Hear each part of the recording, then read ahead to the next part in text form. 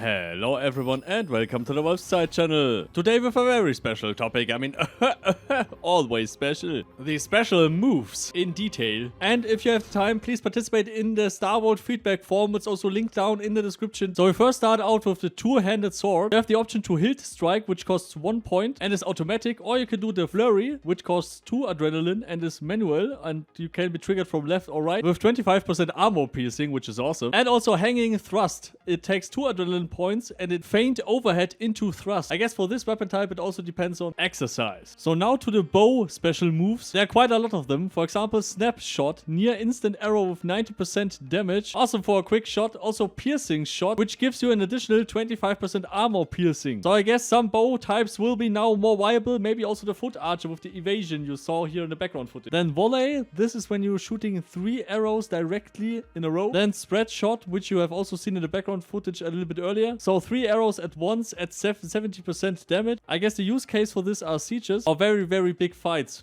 Then also retreat. This is a jump back you have seen earlier. Perfectly if you want to evade stuff. And force arrow. Shoots an arrow that knocks enemies back. Doesn't sound so powerful, but I guess it's very, very powerful if you have to stand up again. This directly brings us to our next category. The two-handed clubs. So this weapon does already a ton of damage and it will get the special move fracture, which is a quick dazing thrust for 5 seconds, which gives you plenty of time to get away from the target. Maybe for possible retreat. Also breaking blows. These are 2 strong hits and it drains 10 mana, damages gear, and it needs 2 adrenaline points, and it can be manually triggered from left, right, and overhead. And now the ultimate attack, the crushing blow, unparryable overhead smash, drains 20 mana and 50% gear damage. It's really devastating. It sounds very devastating, and I guess it will be very devastating when we can try it out on the PTR, which will be out soon, on the 2nd of July. If you don't want to miss any future infos, then please also leave a like, subscribe, would be really awesome, by the way. Directly to our next weapon, the one-handed club. This has also, of course, 3 special moves. And the first one is Forceful Strike, which causes a brief vision shake on the victim. Then Rupture. Upward swing costs dazing for 8 seconds. Is great for controlling. And combining this with the next ability, Shatter, it's durability damage. So 10% to the gear and 50% to shields. So the one-handed club is basically the shield breaker now. So maybe a little bit like medieval times. I don't know correct. If you know, please leave it in the comments. In the background, you can see Nebulous with a Poleaxe. The first easy move is Shaft Strike, which gives you additionally 15% armor piercing. But what makes the polearm more deadly is the alternating strike. So the left and right swings are draining 10 stamina per hit. And the hardest attack of the Poleaxe is the Rising Strike, because it can dismount riders. No shit, it can really dismount riders. This is what the skill description says. So Poleaxe is really powerful. And our next weapon is the two-handed axe, and it has some very awesome skills like the Carve. It performs a right feint followed by an upward strike. The next weapon skill is Severance. It raises your axe above your head and bring it down upon your opponent. 5% additional armor piercing, also inflicts sap for 5 seconds. And the hardest of them all, Cleave. Cleave your axe through anything that is standing in your way. So you can hit multiple opponents with that. So D&D Barbarian playstyle is now open. So now to the eye-catcher move, the Spears. The Spears, you will get a special move called Sting. So you can perform 2 quick thrusts from opposite directions. But each hit only deals 60% damage to not make it OP. The next one is Impale. Plunge your spear deep into your opponent, as you can see here in the background. Also with an additional 10% armor piercing. This will get rounded up by a sling thrust. Throw your spear forward before pulling it back into your grasp with an attached rope. But the next topic, the daggers, are completely different. The first special move will be the Precise Strike. So thrust your dagger from any direction, which is awesome when you love dagger gameplay. And I guess mages in the backline are now sweating. So the next special move, Piercing Strike, deals 50% armor piercing damage. So it's forcefully thrust your dagger downwards into your opponent. And the last one, Gouge, which is violently gouge your blade into your opponent. It takes 3 adrenaline points and it inflicts bleeding damage for 10 seconds. This directly leads us to our next topic, the one-handed swords, because they're having a very defensive move set to them. The first one is Thwart, not Twerk.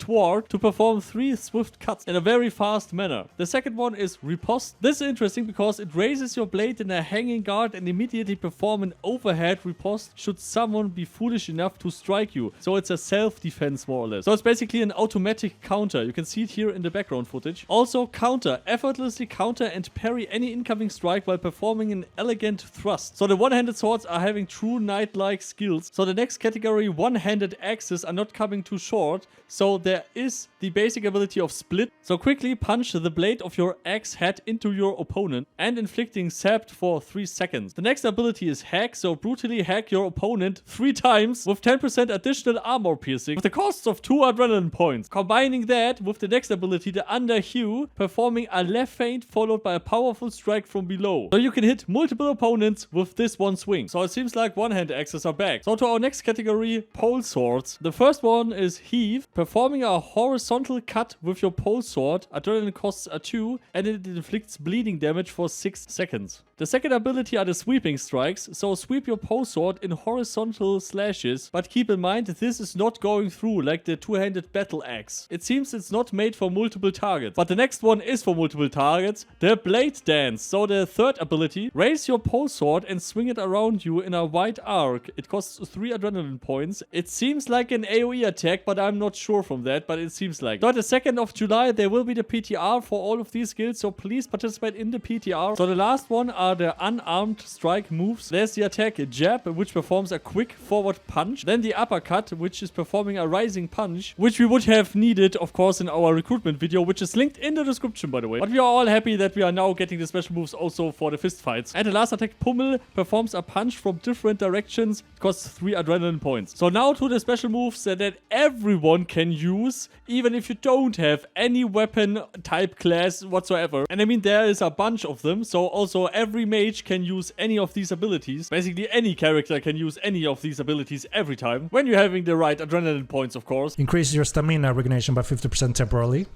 for 5 seconds. Rejuvenates. Increase your health regeneration by 50% temporarily. 10 seconds on that one currently. Energize. Increases your mana regeneration by 30% temporarily. Quicken. Increases your movement speed by 2.5% temporarily. 5 seconds only, so it's a little quick one. Amplify. Increases your spell power by 5% temporarily. The effects last for 5 seconds, also a quick one.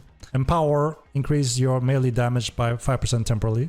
By 5 seconds. Brace increases your physical defense by 25% temporarily for 5 seconds. Poise increase your knockdown resistance by 50% temporarily for 5 seconds. Ward increases your magic defense by 25% temporarily, effectively for 5 seconds. So some of those quick things that can also be used in mid-combat in an interesting way, rather than a long buff. You have to time them accurately. And yeah, these are basically all the abilities we know so far and all the abilities that will come to the game, so we can all test them out on the 2nd of July on the test server. Also, a lot of people waiting for the Territory Control Overhaul PTR, where they can try out the new region system, because this will also significantly change the game. So we will see what comes next. So first off, Star Wars is currently working very hard on the Reckoning patch, so stay tuned for more updates. If you found this video interesting, then please leave a like, subscribe, would be really awesome, by the way. And special thanks to all of these supporters, of course. Carmel, Lucario, Mr. Minerva, Dem Tired, Ronus, Paternax, Cologne, Bulldog, and all the others, of course. So never forget to special move hard.